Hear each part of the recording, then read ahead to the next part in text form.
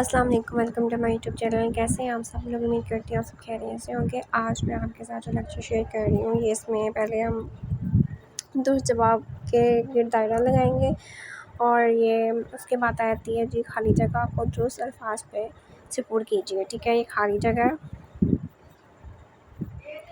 और फिर इसके नीचे सवालात के मुख्तसर जवाब देने हैं।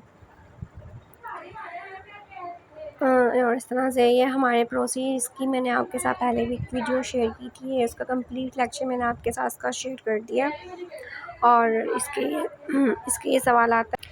जिस तरह से क्वेश्चन लिखा है, हमारे इर्द गिर्द मौजूद लोगों में से किसके बारे में मुसन्निफ़ के अंदाज़े में 3 जुमले लिखे। इसके बारे में हम लिखेंगे, हमारे पड़ोसी जब मोटरसाइकिल पर सवार होकर आते तो फट फट का ऐसा कान फाड़ देने वाला शोर सुनाई देता है कि कब्र में पड़े मुर्दे भी सुने तो हड़बड़ाकर उठ बैठे। ठीक है, इस तरह से नेक्स्ट क्वेश्चन से क्या आपके सामने नक्शा सा खींचते हैं कि मुसन्निफ़ से क्या मुराद है, अपने अल्फाज में लिखे। ठीक है, इसके जवाब में हम लिखेंगे, सिर्फ आपके सामने नक्शा सा खींचने से मुराद कि आपके सामने अपने पड़ोसियों के हालात बताते हैं। ठीक है, इसके बाद तीसरा चौथा क्वेश्चन आता है जी, मोहल्ले में आधी रात को रौनक में मज़ीद इजाफे की क्या वजह है।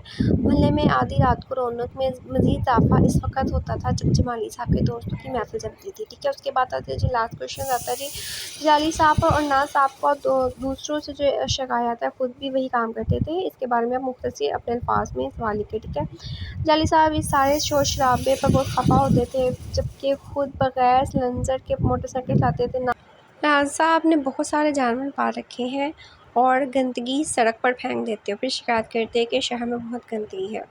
आई होप सो आपको ये लेक्चर पसंद आया। अगर आपको भी ये लेक्चर पसंद है, मेरे चैनल को जरूर सब्सक्राइब करें और नेक्स्ट वीडियो के लिए मुझे इजाज़त दीजिए। अल्लाह हाफिज़।